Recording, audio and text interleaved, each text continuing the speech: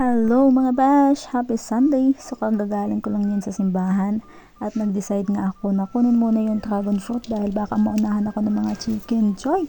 So kinuha ko na yung dalawang dragon fruit na hinog at umuwi muna ako ng bahay dahil maya maya may pupuntahan tayo. Pumunta nga ulit pala ako sa tindahan kasi bumili ako ng gamot para sa aking nene na may sakit.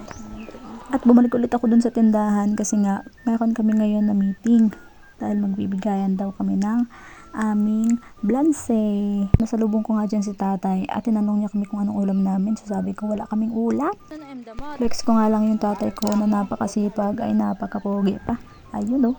Pag-prepare na ako, inutin ako ng susunod.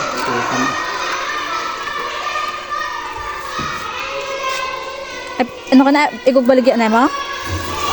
Kanira, apat na kayo pala. Ay pila ka le? Ay, uya, ano siya? Yaw. Salamat tatay. Love, love. Umuulan na. Umuulan na talaga. Kailangan ko ng tumakbo. Mga beshi ko.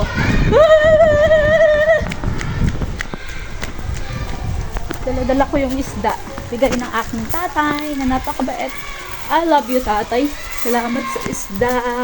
Pagkatapos kong may hatid yung isda, naabutan na nga ako ng ulan, kumuha na lang ako ng payong at dumiretso na dun sa tindahan.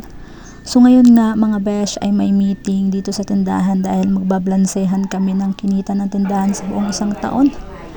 Pagkatapos nga naming mag-meeting, ayan, kainan na.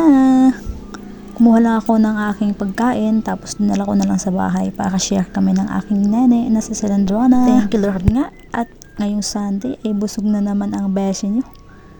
Yun lang. Babush!